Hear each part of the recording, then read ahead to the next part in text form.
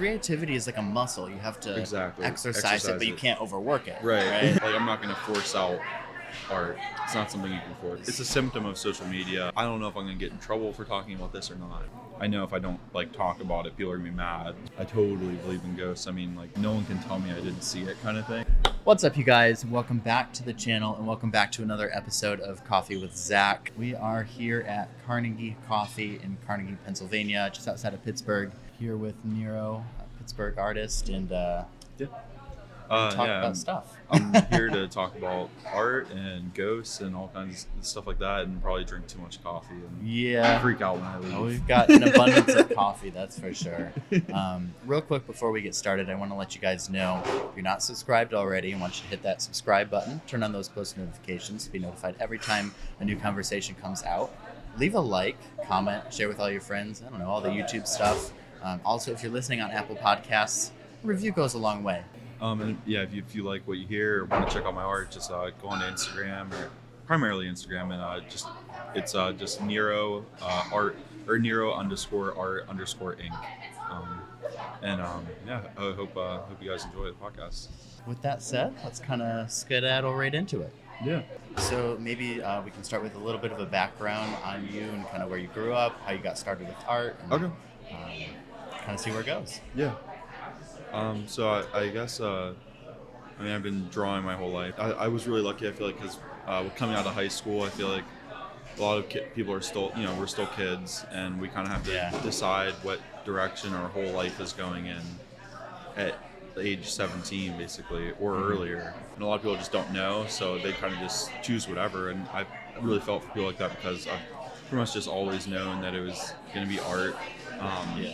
I grew up in a really artsy household. My dad is a really established artist, and my mom is a really great interior designer. So, and I always knew that you could do art professionally. So awesome. I knew what I was going to school for. I knew where I was going to school, since I was a kid. So. Yeah, so it's kind of ingrained in you from a young age. Right. Nice. So what was the first moment you realized?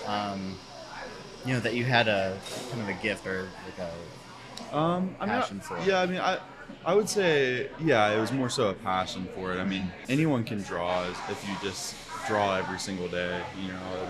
That's what I did. That's what I do. I draw every day. Even, if I only have, 15 minutes free, I'll still draw something in those 15 minutes. So, is it kind of practice for you then? But yeah, I guess every piece I create, I try to, even if it's just something small, I try to challenge myself a little bit. Okay, yeah.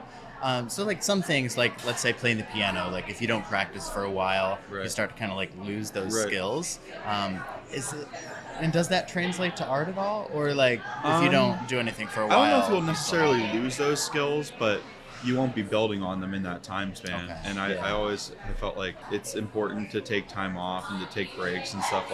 This week I took 2 weeks, 2 or 3 days off because I just had an art show, and I had been creating art all day, every single day for a few months. Losing my mind over it. So I had to take a couple days off this week. I totally just well, it's no different than any other profession, right? You got to have time off to be able to focus in on those skills. And Absolutely. Yeah, that makes sense. Do you ever get a feeling of burnout at all? I never have burnout. I do get into kind of that, I guess people call it a writer's block. I do have that where it's everything I create I hate, or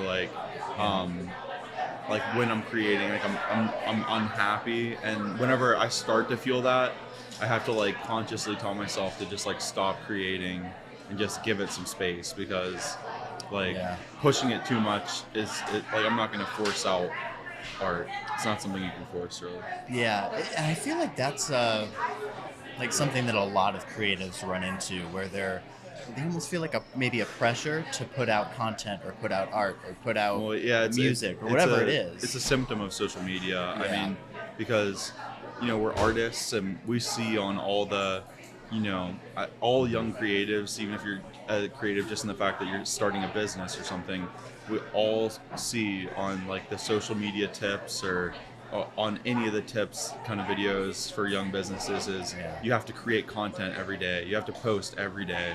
You have to post X amount of times a day. And it's really a toxic thing because, and I fall into it. I post quite a bit, and it's a really toxic thing because then you start to feel like this almost dependency on social media. Yeah, I've experienced like the same thing where I remember when I was first starting my Instagram page, I tried to run a business at first. It was like a videography business. Right. So I was trying to like get clients and stuff, and I was trying to figure that out. Right. And I figured, I have to make a post every day, but how am I supposed to do that when there's no clients? So exactly.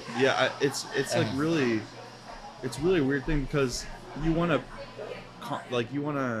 post something all the time, but you also, if you're someone like me, or I feel like just watching you set up for this podcast, like you want things to be polished and finished and to up your standards before you post them. So it's finding that balance of how you can, like I don't post every day anymore. I try to post like every 2 or 3 days, and I feel like that's a little more healthy for me.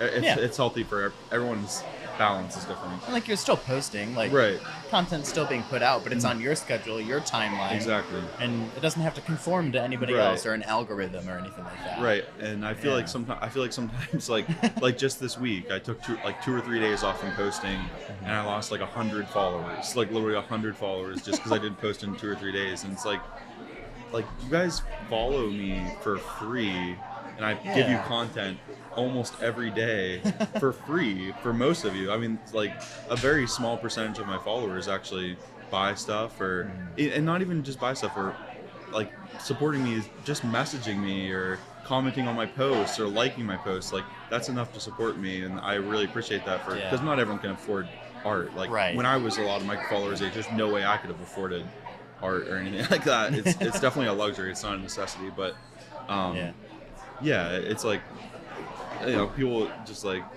unfollow you and you take that personally, but it's like if they were that like willing to unfollow you, like who cares about them anyways? Fair enough. It's like those friends where like you talk a little bit and then they kind of just forget about you, or they won't make time or anything like that. Like, somebody's not making time for you, and if somebody's not in it for the long run, then forget about them. Like same thing with followers, like people who follow and then just like unfollow. And that's another thing is like you have to find the balance between creating new content, something that's fresh. Like with my art, I'll explore different motifs or different feelings, but it's not really for the different followers. It's just how I'm feeling. Well, the different motifs or whatever. But like I'll post like what I'm really excited. Like the painting I was most excited for in months, I posted, and it got like the least amount of traction, and I was just like, wow. Like I don't know if that's a bad thing or a good thing, because maybe it's a good thing that like I'm just starting a new chapter or something. Right. Yeah. People got to get into the chapter for them to realize that it's. Yeah, I don't understand that. It's always the ones that you're really excited about, and like if you put so much work into something, then it's just not. I feel like that's with everything. I mean, not just social media, but just with everything, And you have to just kind of like I always have to just tell myself like to just like not worry about like the outside factors. Like, am I happy with it? Right. Then that's good enough.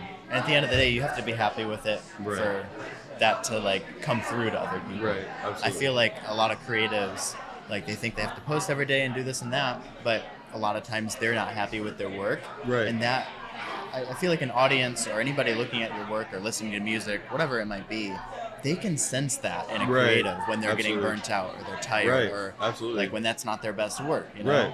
Absolutely.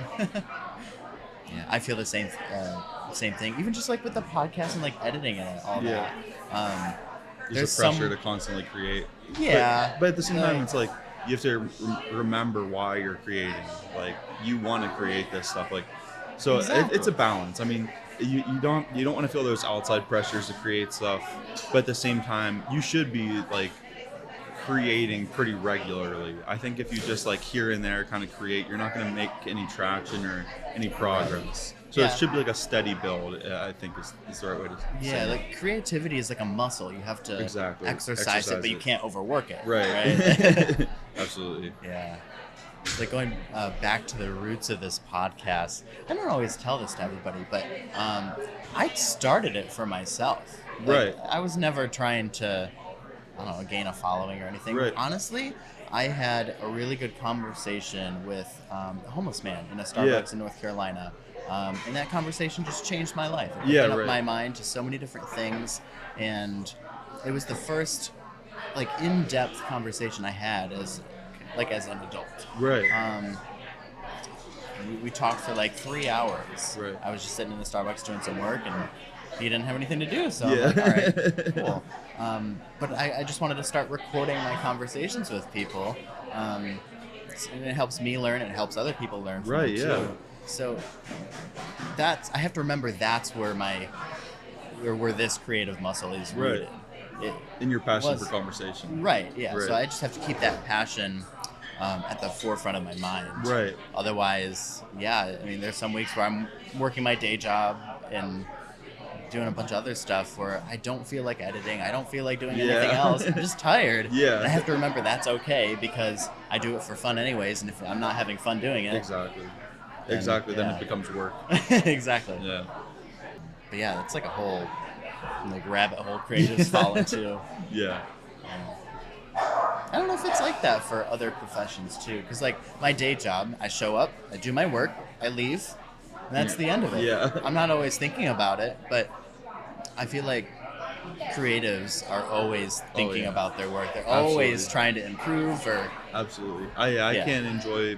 It's really weird. I like have to consciously tell myself to like enjoy, like when if I get to go on a vacation, or even if I get a couple days off, like I have to like tell myself to just enjoy that time like off, instead of just sitting there. I'm just sitting there on vacation just thinking about what my next move is, or how I'm going to make more money, or how I'm going to try to get into different galleries, or and it's just like just slow down. Like we're all, it's just like we're living in this time where like everyone's super competitive, and we just like are constantly being fed these like videos of like these like entrepreneurs that are like our age, and they're like millionaires already, and we all think that like there's a lot of people like that, but a lot of the people that are like that are just lying too. So it's like that's true. Or we just need to pace ourselves. What you see on social media isn't their day to day anyway. Exactly. So, you can be 25 and not have your life completely together. That's completely okay. And even like you were saying, a lot of, not that they're like lying, but I know there's a bunch of millionaires who are secretly like in shambles with their lives too. Exactly. Like social media success does not mean internal happiness. Yeah, totally. Same. Yeah, couldn't agree more. Kind of going back to your roots a little bit, what were some of the first like pieces that you worked on, or when did you start taking it seriously? So I went to college for graphic design. I mean, I always took it seriously. I always knew I was going to create, but I went to college for graphic design. I honestly did in high school I was terrible in high school. I was constantly in trouble, constantly suspended, getting into fights, just not good. Not good at all. Like, didn't even get along with my art teachers really. But then in college, I like completely turned that around. Like I just took it really seriously. It was, going to college is really expensive, so it's a good thing to take seriously. I did not do that. No, that's okay. That's okay too. It's a learning experience in itself. But I learned. So I went to college for graphic design, and I really enjoyed it. Took it super seriously. Like, still friends with a lot of my professors. Like, I had a great experience. I was, working like a mall job or something like that in college, and my dad was like, "You got to like get a creative job. Like, you have to just get into the field, even if it's just like being like, an intern or something at like a design firm or something like that. But once I started looking into those jobs and like, I don't know, it didn't feel creative enough for me. I love graphic design still, and I actually still do it for people when they ask. But it didn't feel like I would be free enough. So I went into tattooing basically. I got tattooed when I was like 16, and I thought it was really cool. And so I looked around and talked to some of the best artists in Pittsburgh, and they one of them ended up taking me on as an apprentice. His name's Rich Lang. He's an awesome tattoo artist, and I'm really grateful for that time. He took me under his wing and taught me a lot of stuff, and I learned how to tattoo and in a shop, and then I started tattooing professionally. And the thing about tattooing is, you really get a lot of freedom in the way that you live your life, because unless you're working for somebody, if you're running, you get to have as much freedom as you like. If you want to make a ton of money, you're gonna have to work a lot. If you basically make the money that you actually work for, basically. There's no sitting around and doing nothing and making money. The only time you make money is when you're actually tattooing. So I had like some downtime sometimes in like tattooing and other most professions. There's cyclical downtime. So like certain times of the year were particularly slow for us with tattooing. Only doing like one or two small ones, or one medium one a day or something like that. In that time, my girlfriend got me just like some canvases and some paint. So I just started kind of painting and stuff like that, and people like seemed to actually like it. Because I had always made art, but I just kind of kept it to myself, basically. And then that's kind of what got started, like with me, like taking social media more seriously and focusing more on my painting and treating painting as my career, not just like something I did by myself. Right. Yeah. So like, it sounds like it was kind of a long journey for you to get from those roots to where you are now. Yeah. What was the time span of it? Forever. I mean, I really did start, drawing and painting whenever I was really young. I mean, really, really young. I always tell people my parents like literally wouldn't let me have a coloring book, but they would like just get me like a sketchbook and make me just draw on it. Like, so I think that's where that kind of creativity probably stemmed from that time. That's a good idea, because like, I feel like if you have a coloring book, it's kind of like what you were saying. It's really not being as free procedural and structured. Yeah, like you got to color in the lines and all that. Absolutely. What happens if you want to color outside the lines? Yeah, exactly. Yeah. I failed my my elementary school art class because I wouldn't color in the lines. Like, as corny as that sounds. Yeah. I actually did. And kind of just using that as like an analogy, I feel like in 2021 and going forward, people don't want things that are, normal or inside the inside the lines. They don't want things. They want people to think outside the box. Everyone wants to right? be special, right? Yeah. Right.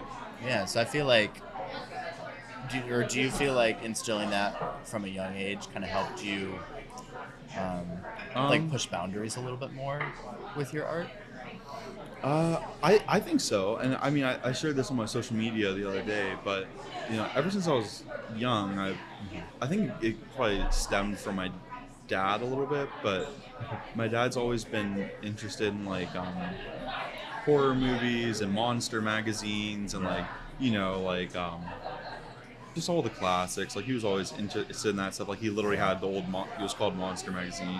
He had a bunch of those, and so I was always interested in and I loved like Jaws and Jurassic Park and all that kind of stuff when I was a kid. That's like were my favorite things. So I was always drawing stuff like that, like drawing like kind of monsters a little bit, I guess I would say.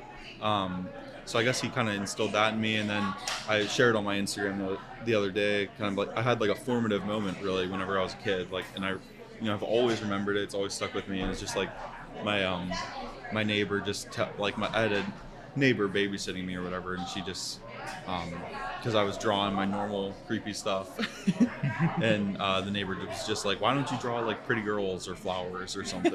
And that stuck with me ever since this day. It was really just like, I mean, Yeah. at that very young age, I was already kind of, they were already, it was already like trying to be forced to like go into commercial art. So Yeah. I it's guess crazy how you start on that. since you mentioned like commercial art, kind of just made me think of this. Do you ever do anything on commission, or do you only do things? No, yeah, I do stuff on commission. It's like I tell people whenever they want to commission me for a piece of art, just like send me pictures of your favorite pieces of mine, your favorite colors that I use in my own artwork. Like I don't like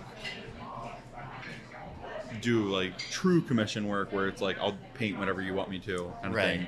It's more so like I'll create another piece that's kind of similar to my other pieces for you. Similar, but you still have that creative freedom, right? The commissions usually start by someone messaging me and saying, "Hey, can I buy this piece?" And I'll usually be like, "Sorry, that one's sold, or it's at a different gallery that I can't sell it myself from." So I can create you a piece that's similar but still different, so that they keep their own singular, vibe. Yeah. I feel like that would almost be more, not more valuable, but like more special to someone. Yeah. You're like, oh, well, you can't buy this one, but I'll make one specifically for you. Yeah. Right. Yeah. I mean, it's like I can try to like capture like a similar vibe, but I don't want to I don't want to copy the exact piece, because I want to keep every single one of them original and unique and special to the piece, just to be true to it. I don't want to reproduce stuff basically. Yeah, that's a good take. I feel like reproducing work is well, I mean, it's redundant, it's repetitive, right? And I feel like that could be where some of the creative burnout comes from, from creatives who do kind of emulate their old work versus trying to push their own boundaries. Right, but at the same time, I follow a couple artists and creatives that it almost seems like they zoomed in so much onto like one specific subject or one specific thing, and they just create it almost every day over and over again, just changing little things. And I think that's really cool. I love that like dedication and obsession kind of stuff. I can't do it because like I'll I mean, to a certain extent I will, like obviously I'm always like drawing, painting like skeletons or ghosts or kind of the same area of things, but some people can just like really zoom in and just draw the same thing almost every day, and it's like that's incredible to me, really. Yeah. At the same token, there's a lot of people who tend to just pivot every couple of years. They'll start a new style or just a new career, Right. Do you ever see yourself kind of pivoting styles, or do you think you'll stay true to... Well, I mean, I don't know if it's obvious to my followers or not, but I mean, I feel like I do. I wouldn't say I totally pivot. It's all in the same lane, but I do try to evolve a little bit for sure. Yeah. And I don't think that there's anything wrong with that. Another thing that we constantly see in our, career goal, social media tip kind of videos is you have to find a niche, and you have to do exactly the same thing all the time. You can't you can never self-explore. You can never change. You can never do something actually outside the box. You have to just really niche down and make everything in your feed look exactly the same. Yeah. And I think that's really harmful. I mean, I think it's good to. I think I'll look at some artists, young artists, will message me and ask for any advice, and I would recommend to them that they not niche down, but that they kind of find whatever they're really passionate about, and just keep doing that, instead of constant finding something they're really passionate about and then kind of jumping to the next thing. Just kind of really stay in one lane for a while and then evolve slowly. But I think it is really harmful to creatives, especially, to this whole thing of staying in a niche and constantly creating things that look exactly the same and stuff like that for your feed. because then you're not exploring, you know. Yeah, I think it's important to explore, but also I think it's important to focus and put your best effort into like whatever you're currently working on, whatever styles or niches. Right. Because personally, I lose focus so easily. Yeah. I'll get an idea for a new project, and I just want to immediately jump onto that and start it right away when I haven't finished fleshed out what you're working on now. Right. Yeah.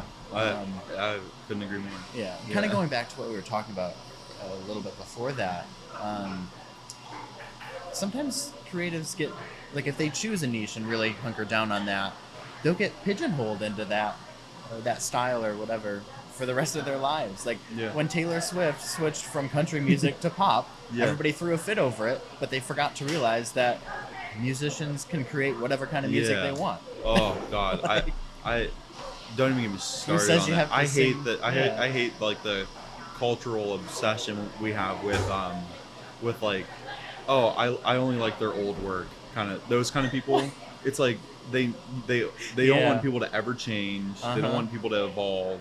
They want to like freeze time and stay in an exact time. It's like then just listen to her old stuff, or just listen to whoever your favorite musician's old stuff is. Like, you don't have to like the new stuff. Like that creative is creating for themselves. They're not creating for you. And there's enough people who are gonna like the new stuff. Yeah, exactly. So who cares if you don't? You don't like it, don't listen to it. Yeah, exactly. That's okay.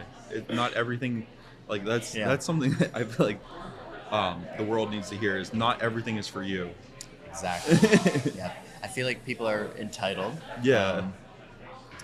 Just people who consume content on the internet, they're entitled. They want everything to be curated and catered to them. Exactly. But 100%. They're not the one creating it. I don't see Joe Schmo making YouTube videos. Where's your channel, Joe? I think one of the hardest parts of social media, and I don't know if I'm going to get in trouble for talking about this or not, the algorithm really caters to divisive content, basically. Content that gets put out there that does really well usually is the content that causes people to fight in the comments, basically, because it sees it as a bunch of comments. It's a big conversation, but it's like really horrible stuff usually. Yeah, it's getting good engagement, but it's not healthy engagement. Right. I see literally like my local news networks doing it. They'll post content that seems like it's gonna get a rise out of like the very conservative local portion of the community, and they'll post that content just to get them to, say hateful things in the comments, because it'll boost them on the algorithm. It's so horrible. Yeah, it's legitimately horrible. They're playing the game, and the reason why I was talking about that is because I don't like upsetting people or making people uncomfortable. So that's one of the hardest things I find with social media is like, I'm just creating my art. Like I'm never gonna cause a big fight in my comments. And it's sad that the algorithms have changed to cater to that. They cater to that divisiveness, and then all of a sudden, like, you see in the comments, it's like your neighbor who you've loved your whole life and you really care for, and then you just see their horrible backwards political view, and you're just like, oh my god, that person's ruined for me. Because this like local news network wanted to like boost their views. It's like, oh my god. There's so many people that are forever ruined. That's funny though. It's not funny, it's sad.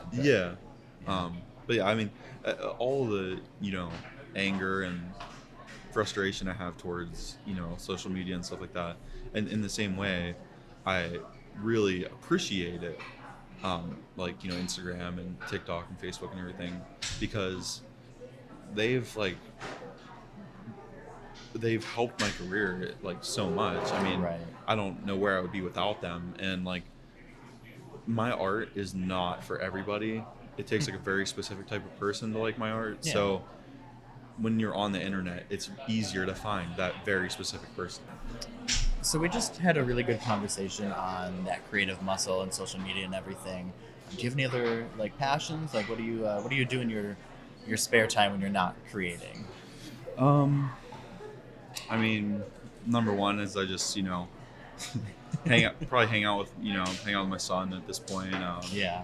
That, or I play some video games. Hang out with my girl, hang out with my family, or drink. Those drink with my friends. Maybe that's probably the other one.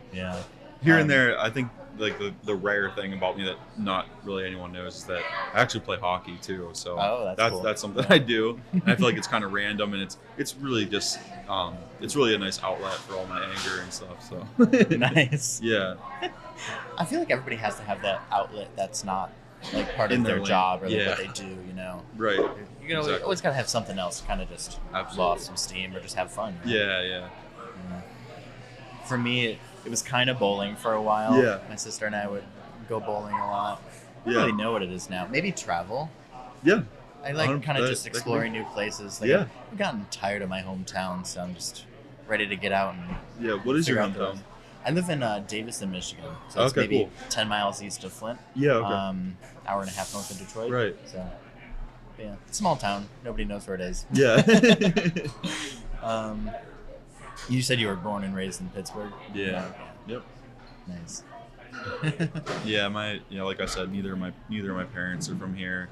They both, from out of state, and my dad's from out of state. My mom's from upstate, basically.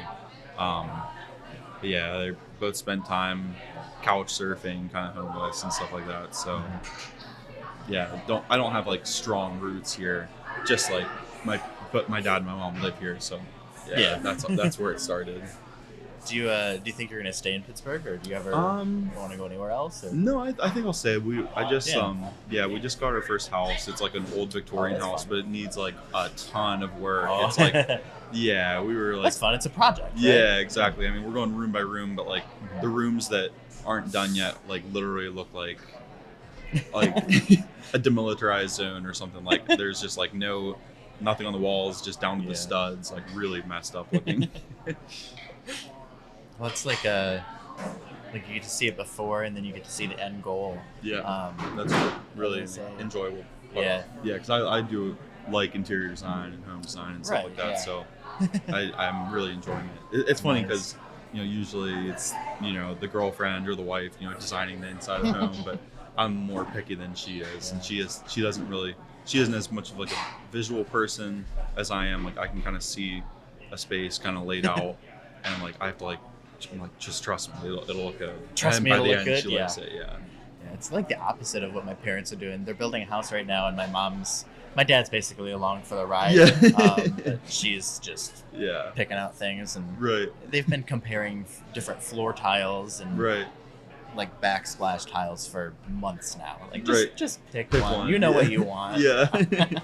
Yeah. Once I feel like with that kind of stuff, like with anything, when you have too many options, it's a bad thing. When it's just like when you go into a restaurant and you look at the menu and they have 8 million things, that means that not that many of those things are good. Ooh, that's a good point. There has to be less things. Yeah. Honestly, most restaurants, they try to design their menus around what sells. So like the best sellers are always at the top of whatever section it is. I usually just go with one of those. Yeah, exactly. I'm like, okay, must be good. I'll try whatever the chef recommends. Basically. Yeah. I like asking for recommendations places. Oh yeah. But sure. Also, I'm a picky eater. I eat like a child. So some of the menu items are usually a little bit intimidating and scary for me. So see, I'm the exact opposite. I'll try literally anything. I mean, we did a little bit of traveling, and I was trying some really exotic, like kind of scary foods and stuff like that. Yeah. I've been branching out a little bit more, but a lot of times, let's say I'm going to like an Italian restaurant or something like that, I'll literally get spaghetti and meatballs. Yeah. If you can't make make spaghetti right, you can't make anything else right either. So. Yeah. My girlfriend's a little more picky, and I've been trying to get her to branch out a little bit, and she's really getting there. Because when we first started dating, she didn't eat vegetables at all. Now she loves vegetables. She eats all kinds of healthy stuff and stuff. Yeah. I went vegetarian for like a month and a half, almost 2 months. Yeah. I liked it, but it's a lot of work to keep that up. Right. I kind of want to go back to it again because I felt a lot better. Right. When I was doing that. Yeah, it's a really tough thing because I love animals, but I really love how they taste too. Yeah. So it's really hard. Like, that's funny. I they do taste good. So are you doing anything spooky or anything like Anything that for Halloween? Yeah. Oh, we got the Yeah. we got the decorations behind us. So I'm going to like this Halloween event. Actually, it's tonight, right after this. That should be fun. Yeah. House of Balloons. You can get all tore up. What was You can that? drink. I don't know how much I'm gonna drink this time around, but we'll see how. It Yeah, goes. we'll see what happens. I got my car, so I gotta drive back. Yeah, but- right. Yeah, that'll be really fun. Yeah, he's awesome. He came to our art show and supported and stuff, and he's a really cool dude. So I went to his colors event Yeah. beginning of the month. That was really fun. We met a lot of cool people. So Oh, that's I was cool. like, all right, well, we'll Go to come back another for this one. event. Yeah. Yeah. Yeah, it's Any great. event he throws, I'll be there. So, yeah. What about you? What do you got going on for Halloween? I haven't seen my dad in a while, so I think I'm gonna go see him tonight. Probably just have a couple beers, maybe watch something scary or something like that. Do you believe in ghosts? Yeah, 100%. Yeah. 100%. Yeah. I know whenever I was younger, I would kind of beat around the bush. People would be like, "Do you believe in ghosts?" I'd be like, "I don't know," like because I like things with evidence and things that have science behind them and stuff. But like it's the one thing where I kind of branch out from that belief is that like I totally believe in ghosts. I mean, like I myself, like I feel like 100% concrete. I like have seen one like in like the last couple of years, and it was a really crazy moment for me. I mean, because it's like one of those things where like no one can tell me I didn't see it kind of thing. Yeah. Like so. It really, changed my perspective on the whole thing. Like instead of kind of being like, I don't know if I do, I'm like, I know.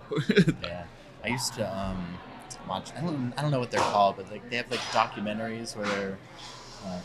Do you know what I'm talking about?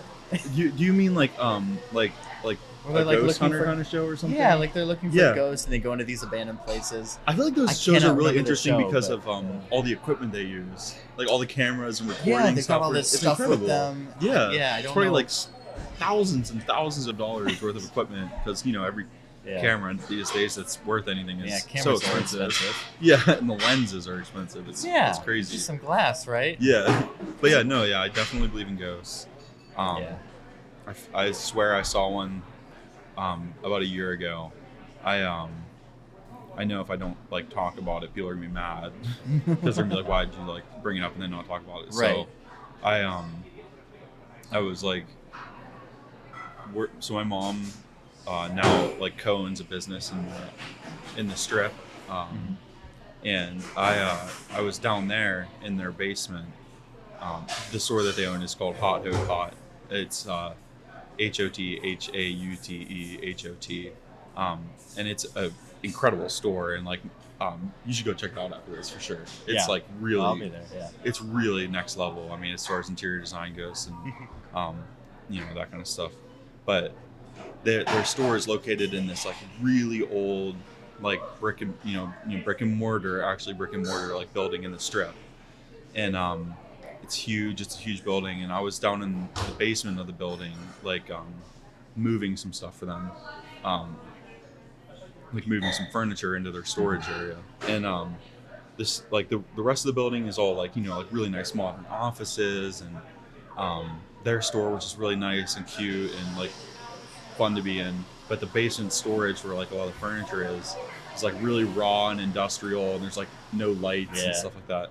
So I was moving furniture back there, and I like feel like I'm kind of being watched. So I like looked over my shoulder and like saw like I'm basically a man, just like I'm a man. Like I could tell it was a person. He was just looking at me, just kind of standing in like the frame of the door, basically. That's weird. It like down the hall from me. So I saw him, and I yelled to him. I said, because I thought he was a customer. He was that matter of fact. I said, "You can't be back here. Like this is." I said, "I'm not an employee there." But I was like, "This isn't like employees only. Like this is storage. It's really dangerous back here. Like they're doing construction and stuff back here." And I was the only one down there, and I was like, telling him that he had to leave and stuff. And after I said that, my whole spiel to him, he like turned and started like walking down the hallway towards the other room that was back in storage. And it's like a big Yeah. empty room basically, but the only thing in that room, the only door is like the door that you have to enter, and it's a one door room. I started following him, and he was walking towards that room. Yeah. And he turned the corner and walked into the room, and all the motion lights turned on in that room, like minutes, like probably like 30 seconds before I got to that room, all the motion lights turned on. Yeah. And I was like, hey man, like you can't be back here, like you have to go back upstairs. And I get into the room, it's a dead end room, and there's just no one there. There's no one? No one. And So I, weird. went up to my mom. I was like, I'm done for the day. Like, I'm leaving. Like, this is Going not home? cool. Yeah. Like, Did he follow you home? That's the question. No. No, thank goodness. And it's a really weird thing because, told my mom that story about what happened to me and stuff. And she was like, yeah, we've been having a lot of weird experiences. Like, she said they had a client come down and was looking at stuff, and she said that she saw someone down there, like just sitting in a chair and then wasn't there, and just like really weird things. All sorts of weird stuff. Yeah, which is just it's like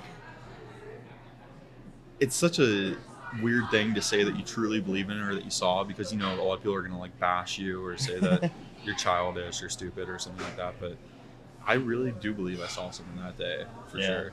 Everybody's got their own experiences too. Right. So I think experience. I think people that don't believe just haven't had an experience, like or they're just not open to it. Fair so enough, they would have that experience that I had, and they would just be like, whatever, move on to the next thing, I guess. Yeah. Whereas with me, I'm like, that like stuck with me. Well, there's a spooky story for Halloween. Yeah. Tell that one around a campfire or something. Yeah, absolutely. And it's like, I didn't juice it up. There's no parts of it that are like exaggerated or anything. Like that's just exactly You're just what happened. down there, and man shows up in the doorway. doorway. Yeah, and I just got out of there. I left. I left my work. There was more work to be done, and I just left. I was like, I'm out of your mom. Sorry. The work will still be there tomorrow. Yeah, exactly. That's funny. So you did an Instagram Q&A, right? Yeah. Yeah. Do you want to maybe pull like some of those questions? Yeah, up and absolutely. Kind of just see what I'll just what sift people through them ask because some of them are really good questions, and a couple of them are just like my friends, like just kind of like shit posting in my in my stuff. But it's kind of messing with you. Yeah. So okay, so the first question, what has been your best / worst experience since you began growing your name in the art industry? That's a good question. I would say the best experience. I had like basically I sold like a painting to like I don't know I have a really big problem like gloating or talking about myself or anything, but I sold like a painting to like this one rapper that I just am like totally in love with. Like I've loved him since like the beginning. He's super talented, but he became super famous in the last couple of years, and he reached out to me, and I sold him a couple of paintings, and that was probably like awesome. One of the highlights of my career. Yeah, nice. that was really cool. Yeah. One of the lowlights would be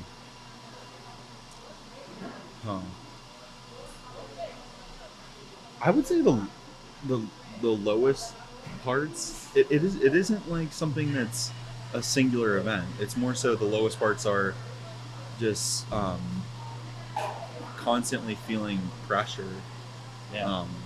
Basically, because now I have an established following, so it's like with that comes like pressure. Right. So I guess that would be my answer. That's good. I have a kind of a question that kind of piggybacks off that. It's kind of personal, so if you don't want to do it, just say so. But I've been asking people, what is the best day of your life, the worst day of your life, and the time distance between those 2 days, roughly. That's a really it's got a lot of depth question, to it. Yeah.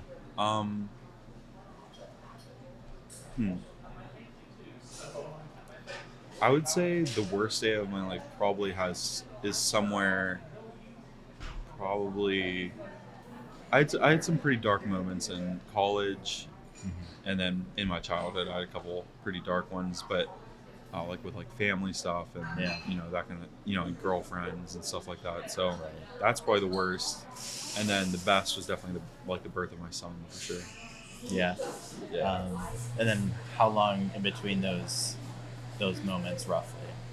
Well, I mean, when you're like, I guess I won't say that like in my childhood was my worst moment. I mean, I had a few like not great moments from then, but I guess in my adult life, in college, like in my first couple of years, like or my first year, like the first year of college was really hard for me, like emotionally and just putting myself together as a person and like being away from my friends and stuff like that. Like I was just like constantly really angry and just like always, like in high school, just wanting to fight and just be a piece of shit, really. But and just being being myself because I'm a very emotional and sensitive person. So that was probably the worst time, and then so probably 17. It's probably like 8 years ago, basically. 8 years. 8 years, yeah, probably. Nice. Yeah. That's a long time distance between those two moments. Yeah. I don't know what kind of. It's not really data or anything, but yeah, it's interesting to see everybody's responses to that 100%. question. They're They're so different. Yeah, the best day can happen the day after the worst day. You never know. I mean, seriously. I mean, I've had some rough days, and I've had a couple of friends have some really rough years and stuff like that. And I'm hoping for the best. So I'm hoping that next year is a little bit easier. It's all about personal growth too. Yeah, like you learn a lot about yourself and about the world, and it's just life is crazy. Yeah. And so, were there any other questions there? There's quite a few. And if I don't get to your question, it's not because I didn't like it at all. It's just because my son has trick or treating after this. Okay, so Phil asks, what's the pop culture that you think has influenced your art the most? Ooh, I would say it has to be 100% just like horror movies. I mean, I feel like there's like such a breadth of horror movies. Mm-hmm. Like, you go from really lame to really just incredible and boundary pushing. Yeah.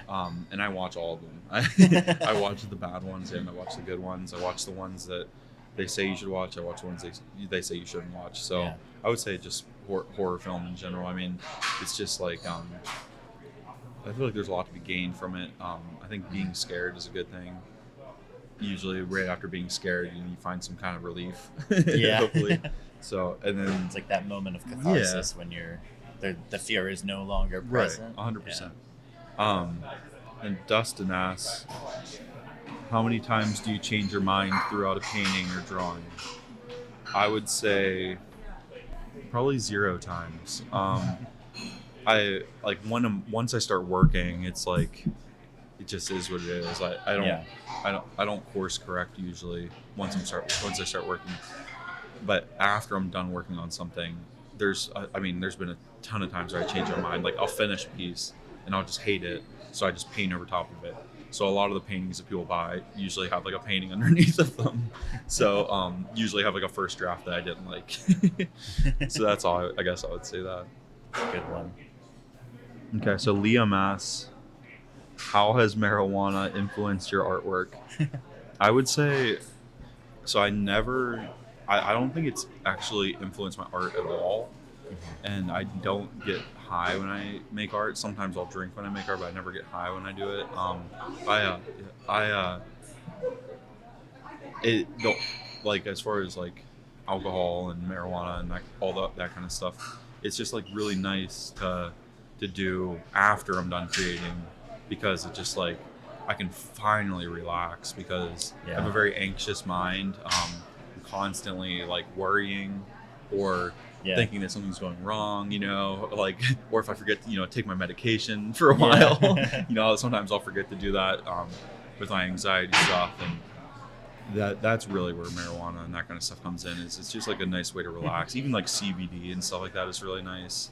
I obviously am not telling people to do drugs and alcohol and stuff, but or even calling marijuana a drug, but like it's just a nice way for someone like me who has an overactive mind to just like not think about art Take and a step back. and money and stuff like that for a little bit, just to enjoy the moment. That stuff helps me.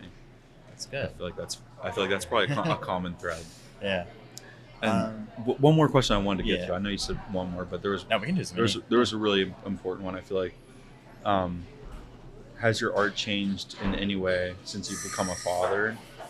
I would say the art itself hasn't changed at all, but the pressure has changed. Because before I was just kind of like a young guy who had a girlfriend who lived in an apartment creating art. Now I'm still a young guy creating art, but I'm a young guy creating art that has to support my son and his my baby mama. So I gotta support both of them with art now. So the pressure is on basically to create and to make money and stuff like that. But it's a healthy pressure. I mean, it's like, it sucks that like I have to have that pressure. I would love to have a bunch of money where I didn't have to worry about that. But that's just not the way life goes. I mean, that pressure makes me create more art, so it's a good thing. I was just going to ask, is that pressure is it like motivating pressure? Because some people, when they have pressure, they just shut down. I mean, there's some days where I really do want to crumble or just like shut myself in a dark room kind of thing. But no, I mean, so far, no. I haven't crumbled yet. I've gotten really close, but it's weird once you become a dad. I mean, or a mom. You don't have an option really. You just look at that little face that kind of looks like yours, and you're like, all right, gotta get back to work. That was a good question. Who asked that? My friend Taylor. Yeah. Good question, Taylor. Yeah. I wouldn't have even thought of that. Yeah. Actually, a lot of those questions were things I wouldn't have thought to ask. So right. Yeah. I'm glad we did that. Yeah, there was a bunch more really good questions, but like I said, I gotta take my kid trick or treat. So let's talk about coffee a little bit. Yeah. So you recommended this place. We're at Carnegie Coffee, by the way. Yeah. How did you find this shop? Or yeah. So my two favorite places to get coffee in the city are here, Carnegie, and then I really love Defer in the Strip, and La Prima in the Strip. But the Strip District, other than Carnegie Coffee, the Strip District is the place to go for coffee. I mean, you like literally walk on the street and just smell coffee grounds. Like, there's so many great coffee places down there. I feel bad that I know I'm leaving some out that I love to go to, but I really love Defer and Carnegie Coffee, and I love Carnegie Coffee because, which is where we're at right now, because it's really like, I feel like a cultural hub. Like, there's a lot of young creatives and a lot of young, young. I look around and see a lot of like people that look young and smart and hip and stuff, and we're in like basically my neck of the woods, like my neighborhood. Like, I feel like it's easy to create a kind of like smart hip place in the Strip or Lawrenceville or somewhere that's already that way, but like to create like a really cool place like in my like area is just so cool. I mean, and to see it successful, because there's always so many people here. I mean, it's really a breath of fresh air. It's busy today. When I walked in for the first time yesterday, kind of like scouting it out and everything, I was just blown away. Every corner is different. Yeah, it's really cool. 100%. Yeah, and you can sit up in the loft area and stuff. Yeah, they always have really art and local photography, and I mean, it's really a cultural hub. I feel like in Carnegie and in this city. So I appreciate that about a coffee shop, that they can bring a community together in one spot and really just 100%. Dive into those. The creatives and everybody who's working. Everyone's on their laptop. Make it a social space too. Yeah. Not a lot of coffee shops are like that. Some really just go in. It's like, one of those ones where it's just kind of come and go. But, or it feels really, commercial or something. But this place really feels like you could really hang out here, and the coffee and the drinks are incredible.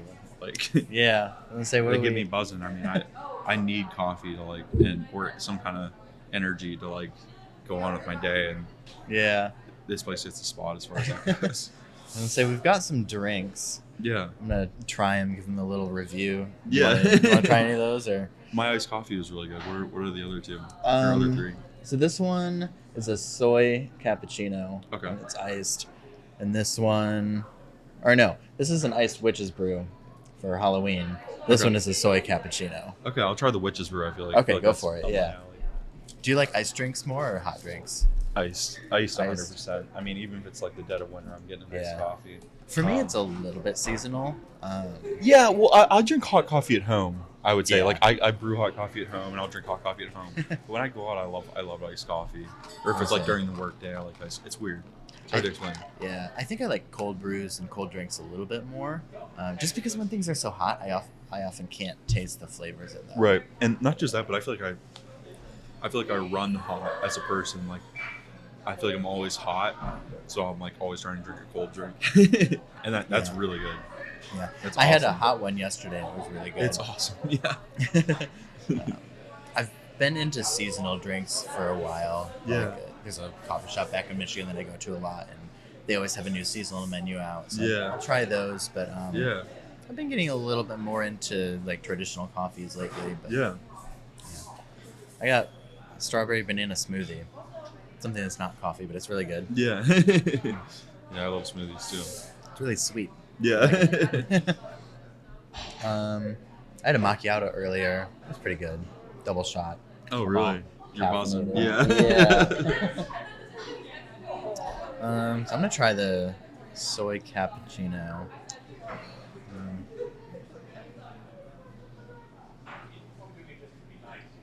It's really smooth. Yeah. Yeah, I like. Sometimes when take a drink and it just kind of sits there and it Yeah, right. you got that little bit bite for a Yeah. while. This one just kind of That's awesome. slides right Yeah, down. they take great care of their drinks. You can tell. Mm-hmm. I also like that. It seems like it's probably a good place to work too, because I've been here, coming here for years, and they've maintained a lot of the same staff, and I'm like, okay, that's a good sign. Whenever a place can keep workers, it's like, okay, that's a good place. Yeah, because they have to have a reason to want to stay there Yeah, too. exactly. So. They have to be either proud of their work or, they take care of their employees, which is a good thing. Yeah, that is really important. Yeah. You got to take care of your employees, 100%. especially in this day and age. Oh, yeah. You can just go somewhere else. Yeah, exactly. And I think, we're living in a crazy time where, all places are struggling to find people to work. And, so whenever you see places that can keep, employees for years, it's like, oh, okay, they're doing something right. So where can people learn more about you? And is there anything else you wanted to share? I guess where I keep my constant of new posting work and contacting clients and stuff like that is primarily on Instagram. My tag is just Nero _art _inc, and that's NERO. And then I have a website, neroartinc.com. People can check out some of the works that are available there. But yeah, even if you just want to shoot me a message or something like that, I respond to my Instagram as much as I can. Awesome. Yeah. So make sure you guys go follow Nero on Instagram. Everything will be linked down in the description. Thank you again so much for coming on. Yeah, it was really pleasant, really nice Saturday morning for me. Yeah. Everything good happens on a Saturday morning, right? That's right, yeah. Real quick, thanks again to Carnegie Coffee for hosting us on such short notice at that. Yeah. Literally really great place. sent them a DM on Instagram a couple days ago, and they're like, hey, can we film here? And they're like, absolutely. I'm like, thank you. Yeah, great people. Great people. So thanks for recommending it as well. Yeah, absolutely. This is really fun. Thank you guys so much for watching. If you enjoyed this episode, you want to see more, subscribe, post notifications, really helps. Leave a like, comment, share with all your friends. Nice review on Apple Podcasts. I hope that's not too much to ask. I'm asking anyways. Yeah, until next time. Thanks. I think that's Drop.